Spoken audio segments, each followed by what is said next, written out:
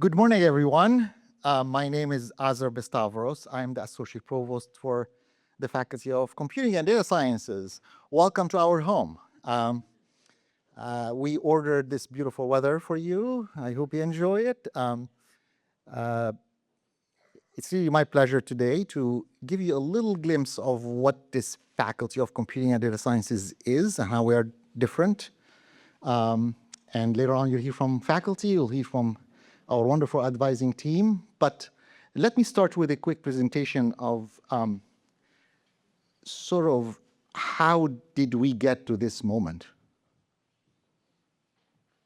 I mean, you wake up every morning and there's something about how AI and the future of humanity and do.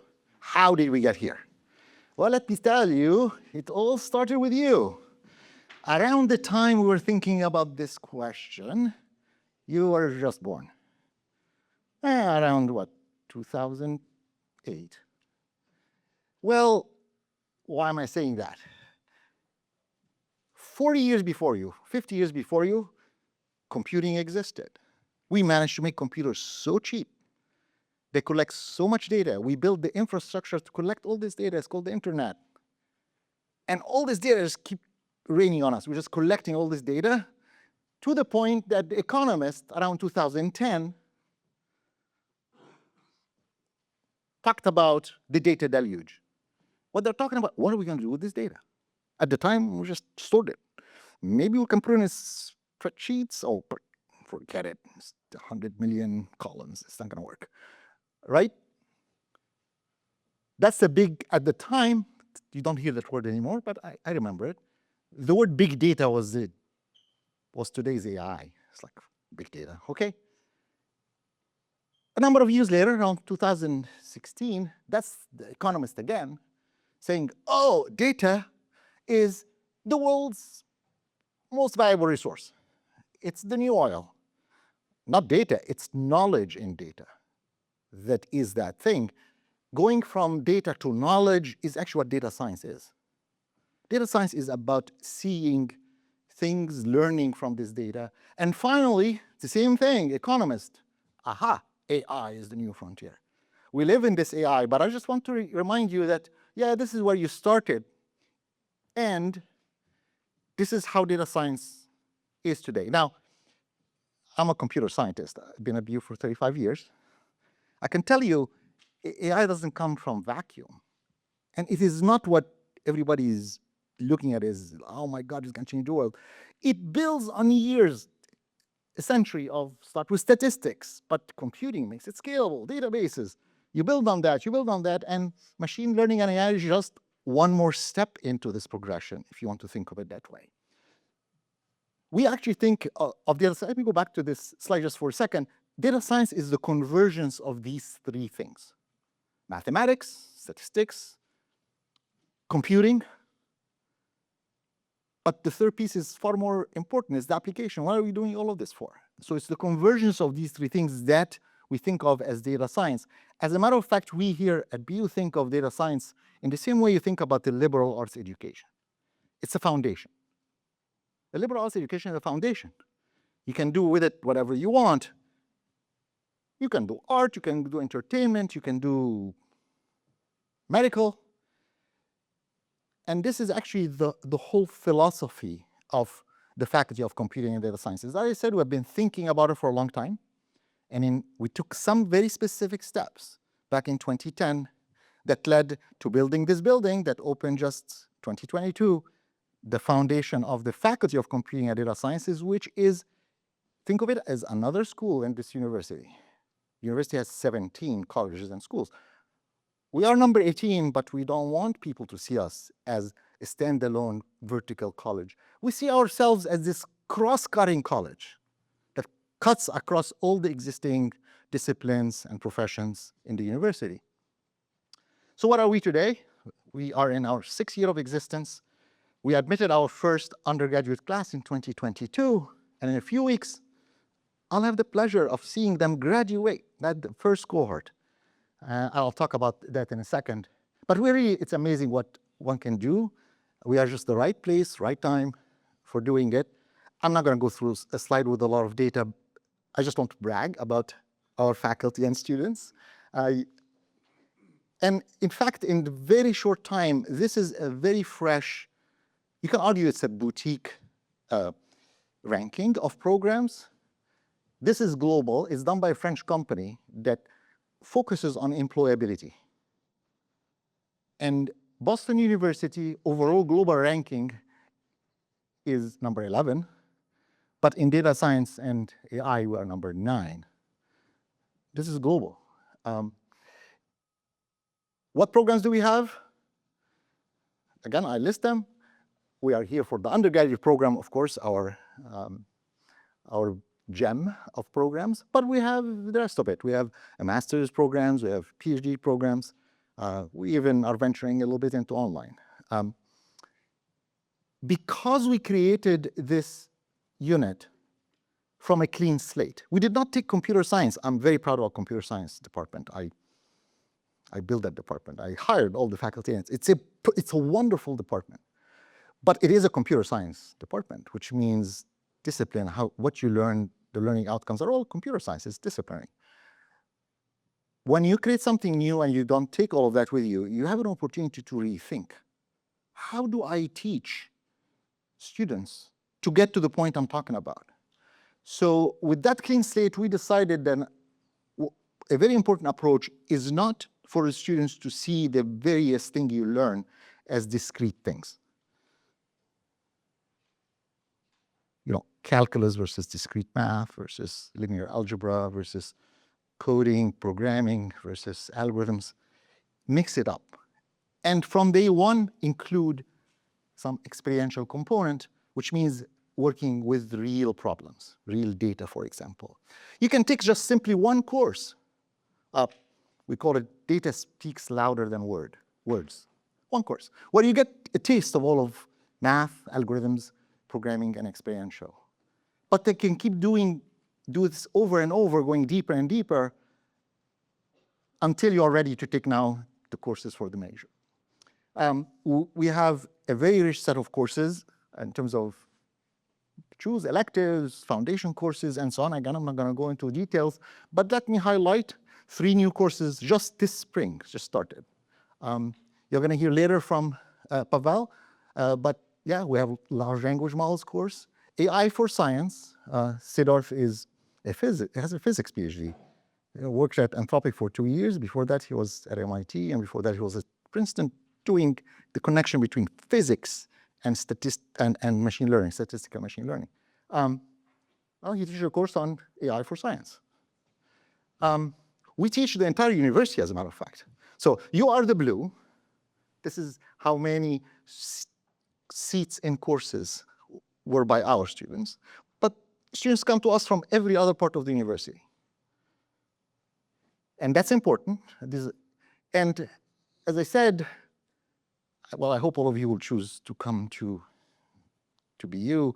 This little video is walking out from the matriculation sort of ceremony we had for the class of 2029. That's the class, you're the class of 2030. I like to brag about our students. So a little bit of bragging. So next year, I'll use your data to brag. We have the highest SAT score across the university. But actually, also very important. And we have a balanced gender. Why is that important? Because technology and engineering in particular, they just have a problem with having that, gender balance. And you ask me, so did you do that from design? What are you doing special? Nothing special. It's just that when you design a program that's about impact, it's about how it integrates with the rest. It appeals equally to men and women. There is no reason for whatever biases to show up. Wonderful set of faculty. I'm not going to go through all of them, but they really represent a very nice spectrum of areas and fields. We have an amazing set of teaching faculty who come from industry, bring in huge experience. Who do I talk about? I don't know. Tom Gardus from Intel, after 20 years, decided, you know what, I'm going back to teach. Leonidas Kontothanasis was at Google and Facebook and ready to retire, says, you know what, I have 10 more years to go. I'm just going to come here and enjoy developing this new program. And we have faculty, really senior faculty from across the university. I saw Wesley around, Wesley Wildman from the School of Theology. He actually does computational humanities and ethics. He's on our faculty. And even more faculty. These are in other departments. Again, it's really about that spread and connective tissue with the rest of the university.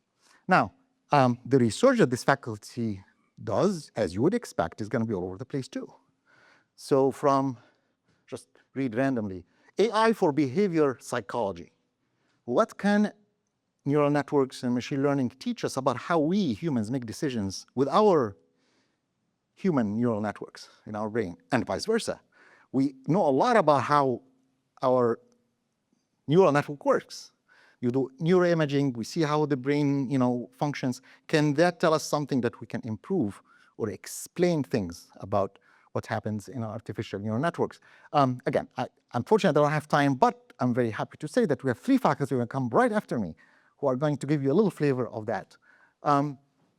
It's all powered also with this belief in experiential learning, which means that we really have to put the students to work on problems that are real and they're new. We are so lucky to have BU Spark with us. You'll hear later about what it is. BU Spark existed before CDS was born. We learned from Spark the importance of taking real projects, having the students practice what they learn, machine learning, software engineering, but in the context of projects where there is a real client they have to talk to and they have to sell it to, under the supervision of people from industry as well as within our practice. That's just an amazing program. Again, I'm not going to go through these slides because you'll have an opportunity to hear directly from BU Spark and their programs. The students working in Spark and enjoying this experiential learning do some amazing things. I'm very proud of this particular project. This is Harvard. They have a museum where, okay, they have little species of plants and leaves with handwritten notes that go back 200 years. But it's sitting, nobody is doing anything with it. What about if we can automate getting all this data in a database and make it accessible? Well, students did that as a result of one of these. These are faculty who are not here, will not talk to you today, working on research with undergraduates. A big part we're trying to push is to make sure that if you come to BU, you get to enjoy that diversity of opportunities of research with our faculty. These are just literally examples of projects that undergraduate students have done as part of satisfying our capstone requirement with faculty. We do believe that in today's world, you do have to do experiential learning, but you may have to do more than that, right? You almost have to bring real jobs to the students here so that when they graduate, they are ready. We call that work-integrated learning, which something is a new initiative we're trying to push, where we may bring some real opportunity for internships at BU, but on problems that are, or projects that actually we have other companies go for. I'm happy, I'll be sitting later around. Please ask me any question about this. I know I'm going too fast. So let me now finish with bragging about the results. I told you about when the students come in. Well, last year and the last couple of years, we graduated students. These were students who transferred to CDS when it was created as opposed to started in it when we were. So I got data. This is fresh. You are the first group to see this. It just came literally 2 weeks ago. It's something that is done nationally. It's called the First Destination Survey. It's done for all the graduates from all the universities and schools and shared back with the units. It tells you questions like, how many of the students have jobs? So if you look at the data, I don't do all of it, 5% of our students are still looking for jobs. And that's 6 months after graduation. So think about they graduate in May, they ask them these questions in November. And then the comparisons are given us. This is it is very high to get to that number. And you get to see where our students go in terms of jobs. It's all over the place: financial, internet, higher education, journalism, manufacturing. The kind of jobs they get: data analysis, engineering, etc. One more thing to be proud of. And they fetch high salaries. All right, very good. We actually, as a college, as a unit, we are the highest in the university. As a discipline, we're third. Yeah, computer science and engineering are ahead of us, but hey, we're not that bad behind them.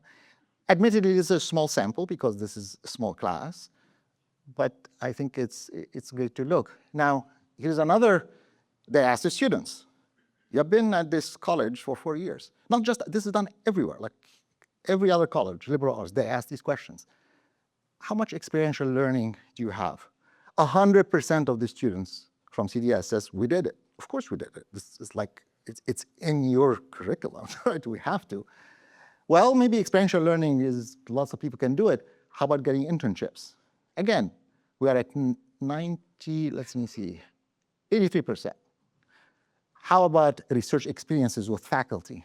50%. Now that's the highest, across all of BU. 50% of the students have done some research with one of our faculty. So I'm going to end with the elephant in the room, which is, all right, why should anybody get into this field if AI is going to do it all? So I want to share with you how I think about this technology. Of course, it's disruptive, and of course, it's transformative, but we have seen this before. This is not the first time we have seen transformation like this. Internet, wireless, mobile. It's about efficiency and productivity. So what it will do, it will make us all, no matter what job we do, more productive and more efficient. So our program is really designed not to make you be slightly better than AI so you can get a job, because believe me, you're going to lose that fight. Okay, just don't go in an arms race with AI. That's not the point. The point is to domesticate AI. You now, this is what I'm trying to convey with this picture, generated by AI, by the way, so that's how it's efficient. It's how to embrace AI, how to orchestrate how AI is used, how to further customize AI given the disciplinary problem you want to do. The tools, AI itself will change, but judgment, creativity, and system thinking will not. Well, thank you for being here, and you'll hear later from wonderful faculty and advising team. So, thank you.